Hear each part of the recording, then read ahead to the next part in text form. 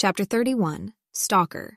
I was slower than the vampires, but I went around to the other side of the mountain anyway when they bolted to see what was going on. Jake jogged after me, having a little more difficulty with the terrain, but gamely trying to keep up with me. I didn't slow down for him. Dimitri hadn't been in Volterra when Addie had issued her blast. That meant, in theory, that I could knock him out for more than long enough to let the others destroy him. But Addie's suspicion about mated vampires kept me from trying that immediately. She'd thought that vampires would likely snap out of their trances if their mates had been in danger. Similar was her brief consideration about blasting Jacob so she could kidnap me. I was inclined to trust Addie's judgment about what a power she was borrowing could do, and it would be entirely characteristic of Dimitri to interpret 3 vampires attacking him on Alarea's behalf as a threat to Alarea.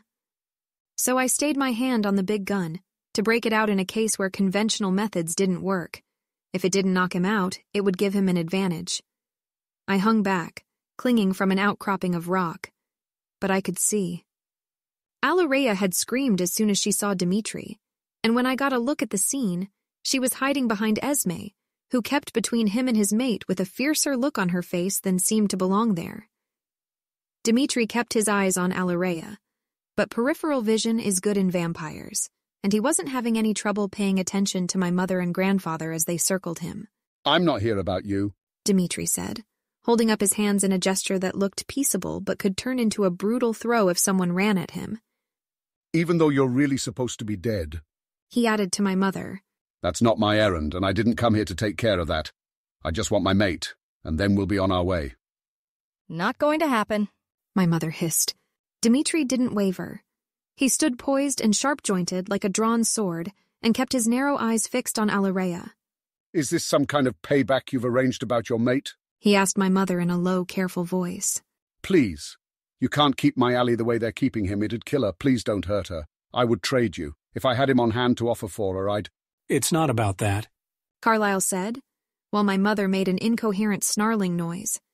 Behind me, Jake caught up and stood warily at the ready.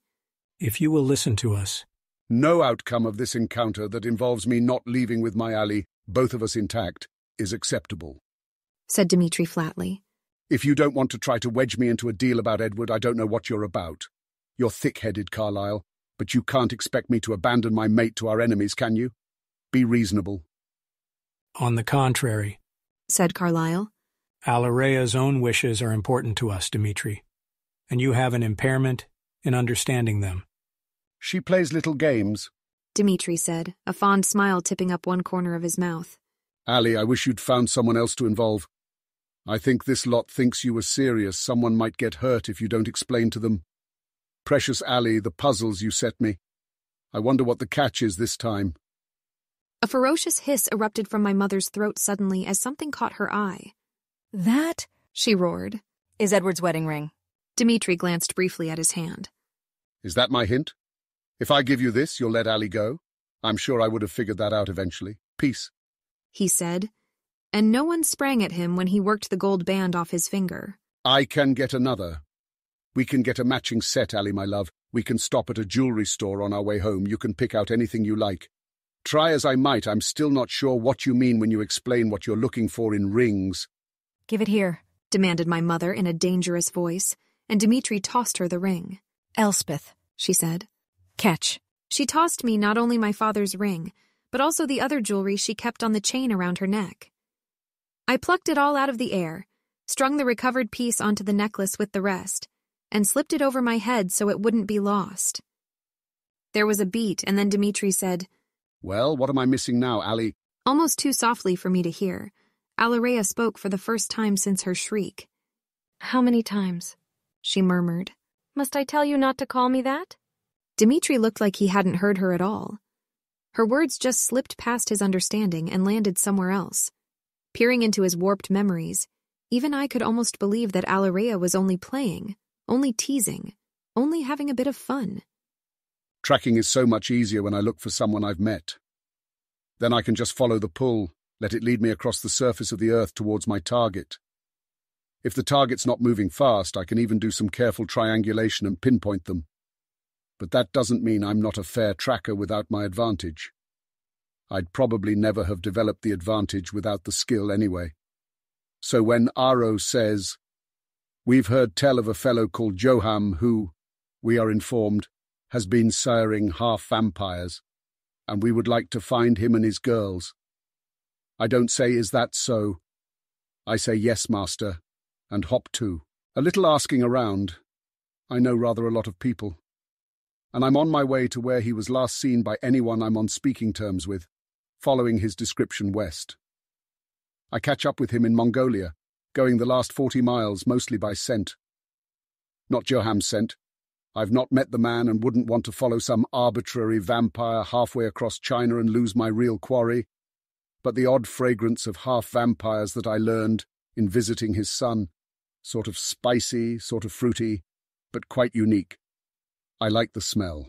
Predictably, given how I'm doing my work, I find one of the girls first. She's a slip of an Asian thing, quite young in demeanour. This'll be the youngest, Isul.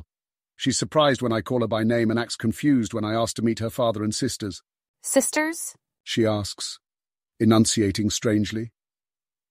Maybe she's not familiar with this language. Should I switch? No. She'd ask if she needed to speak in some other tongue. English is usually a safe bet, and she repeated the word, and she isn't staring at me bewildered and jabbering in Cantonese or whatever her native speech is. Yes, and your father, I reply.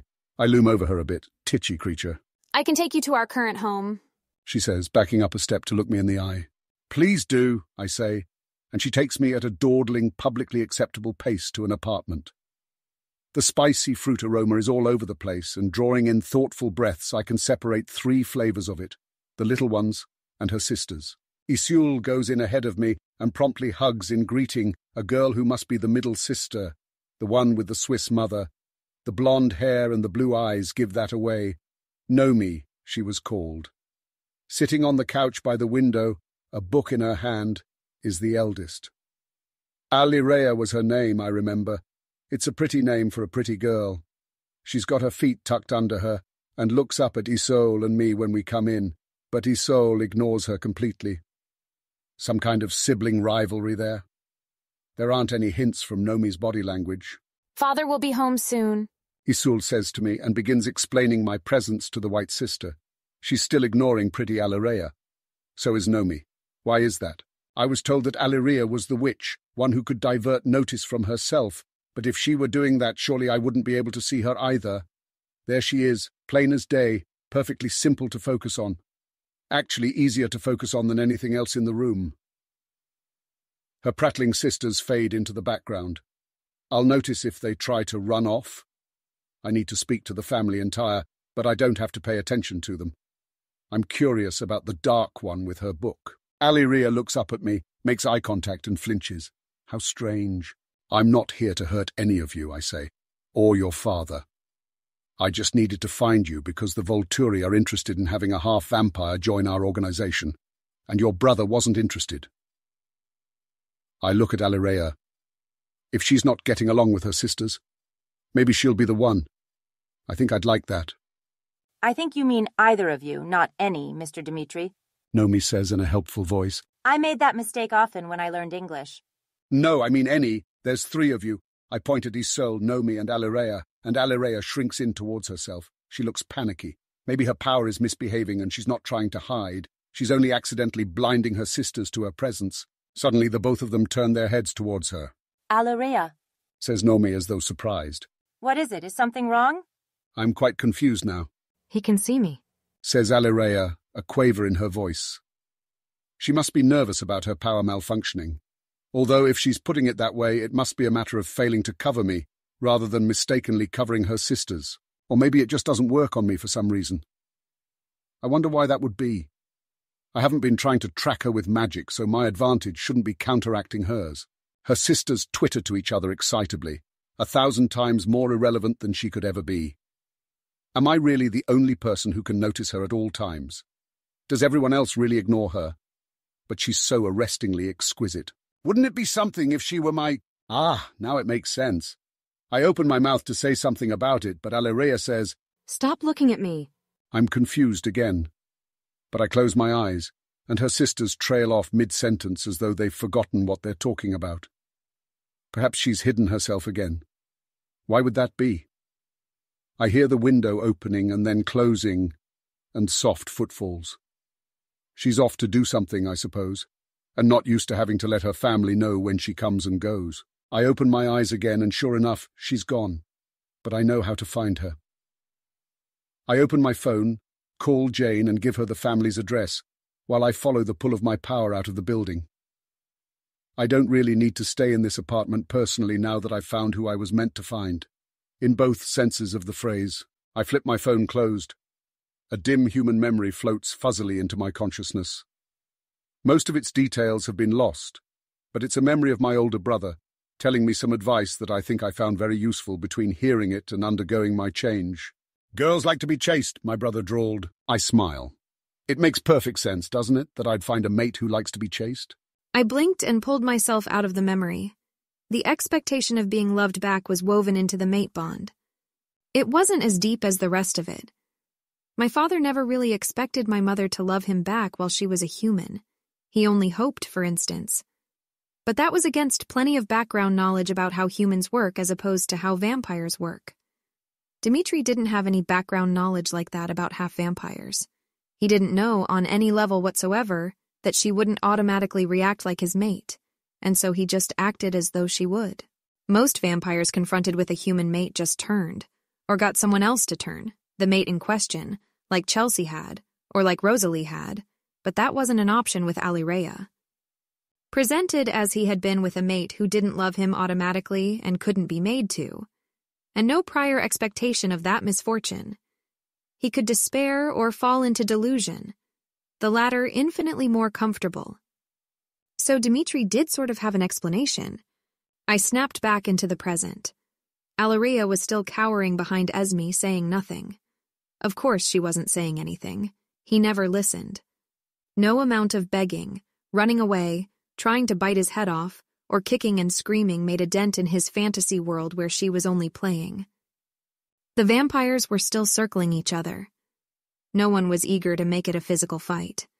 The odds were too well balanced, and as far as Dimitri knew, Esme might hurt his precious ally before he could stop her if he attacked. It is difficult, but it is possible. Carlyle said. To live without your mate. I have done it.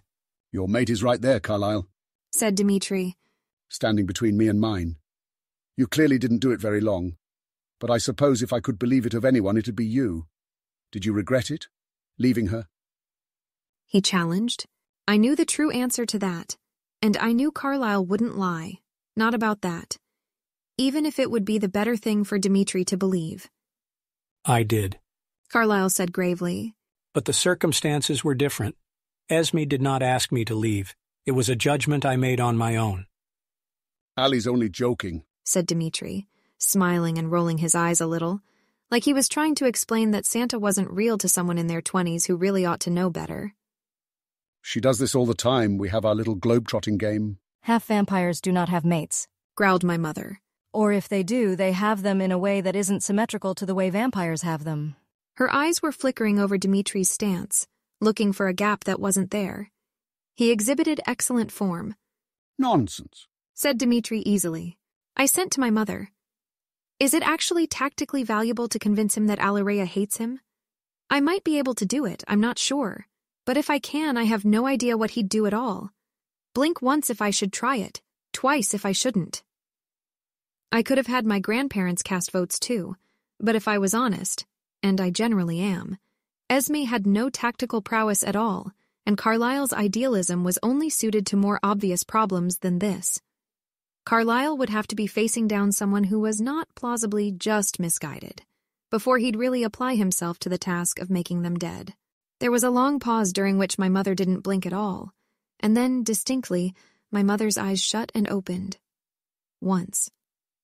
I touched my cheekbone, checked in briefly with magic, and pulled up all my tendency to attract attention and all my forceful truth, and all my certainty that the memories I had from Alirea were true.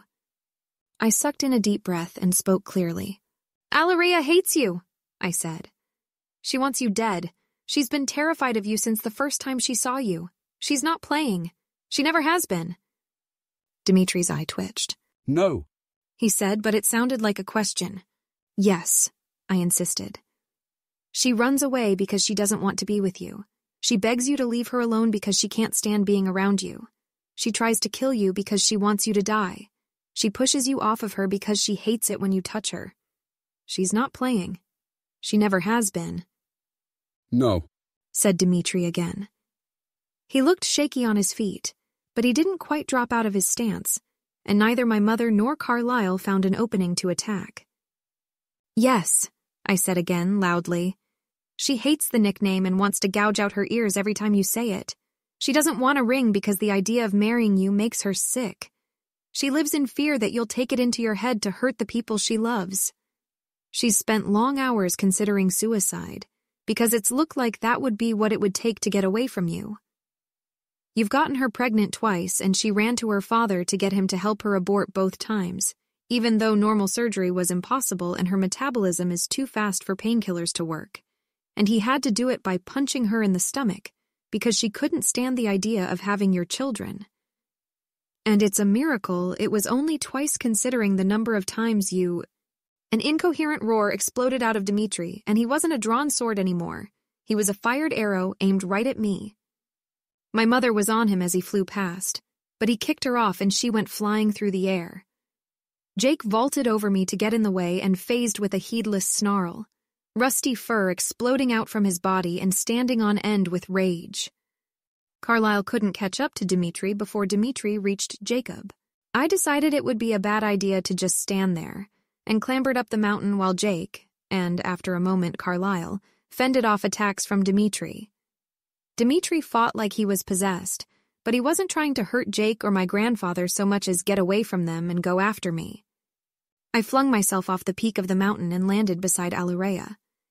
"Please," I began, but she got the idea and folded her arms around me, making it almost impossible for Dimitri to attack me without hurting her. Esme stood her ground in front of us. The motions of the fight were too fast for me to follow in detail. I saw the broad strokes. Jacob struggling to maintain his purchase on the rocky slope, while he tried to crush some convenient part of Dimitri in his jaws. Carlyle attacking conservatively, attempting to restrict Dimitri's movement more than actually injure him. Dimitri whirling with desperate but precise ferocity. My mother landed downhill and quickly righted herself, sprinting back up into the fray. I was terrified that Dimitri would bite Jake. I needed Jake. "Look!" I hollered at the top of my lungs. "She's protecting me. She could hide from everyone here except my mother and you. She's not in any danger from me or Esme. We aren't threatening her one bit, and she's trying to shelter me anyway. She wants you to lose. Alurea hates you. It's not a game. She was telling the truth every time. She was really afraid when she screamed. She was really trying to hurt you when she bit you. She was really trying to escape you when she ran." "No!" bellowed Dimitri, and the shout reverberated off the scenery. I wondered if we were close enough to the Denalis's houses that he'd be heard. No! "Yes," I insisted. "It's true. You know it's true." Dimitri launched himself towards me again, but Jake caught his leg in his teeth and wrenched it off with an ear-splitting screech. The leg went tumbling down the hillside when Jake spat it out, but the change in momentum gave Dimitri the chance he'd so far lacked to pull close to Jake and sink his teeth into the fur on my wolf's neck. Jake let out an unwolf-like scream of pain and staggered and collapsed and rolled like a rag doll down the mountain. My wolf, my wolf, my... Daphne will be out of commission for days from that bite, but she's alive. She'll probably be sick for a week. Bites are not fun. Clip a notch out of my ear to keep it from spreading. Applying some kind of suction device to a wound on another's shoulder, maybe removing poisonous venom. I broke Alurea's grip, surprised Esme enough to dodge her abortive grab for my shoulder, and chased my wolf downhill. "Elspeth!" my mother shouted. But didn't she have the scar to prove that she could survive being bitten? The baldness to prove that she could survive being powdered and ignited? She didn't need me. Jake did. "I wonder if she'd find you palatable." "Huh?" "You, Jacob Black, werewolf, possessor of blood that smells rancid to me but doesn't to her. I wonder if she would drink it." I felt a hand come down on my shoulder with crushing force, stopping me in my tracks. Dimitri. I didn't even need to look around.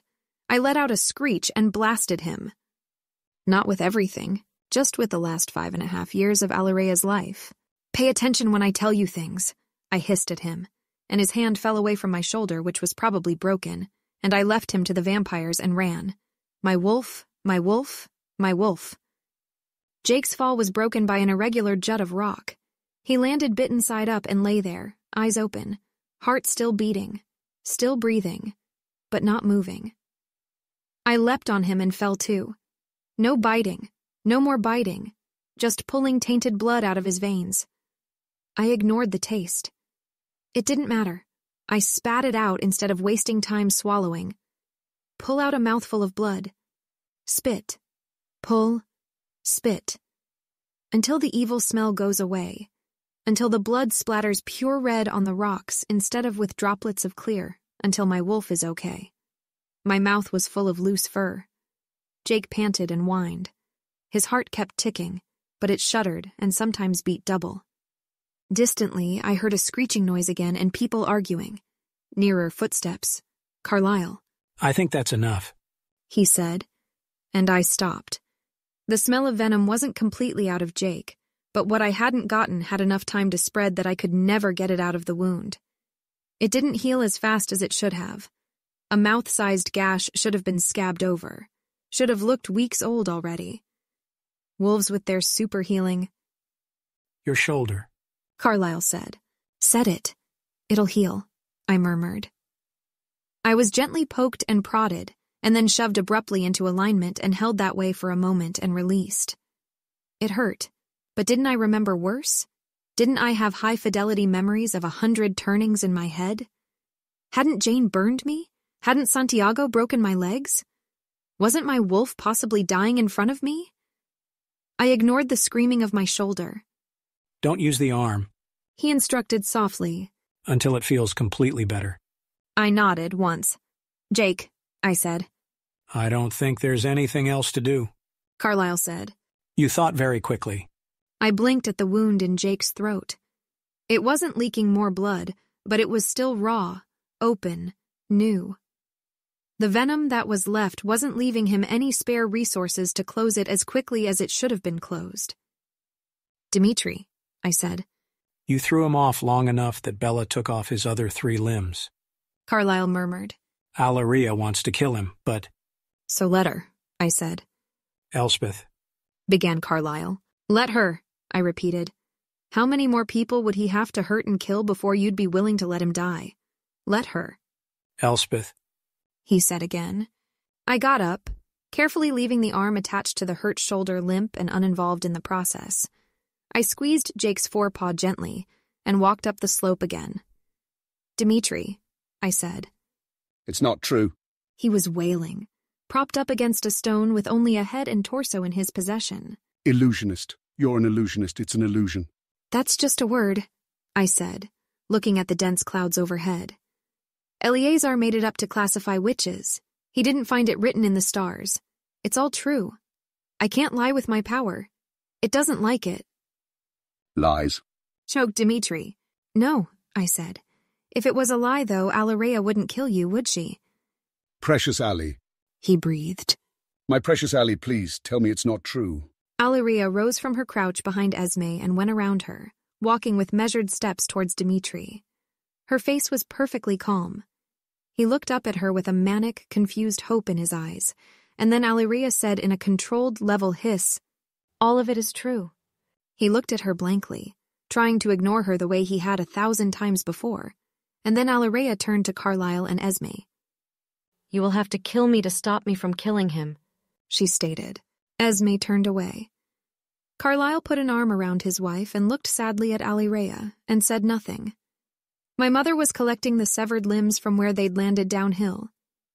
I walked back to Jake and knelt beside him and combed my fingers through his fur and ignored the screeching noises and ignored the crackling sound of the fire.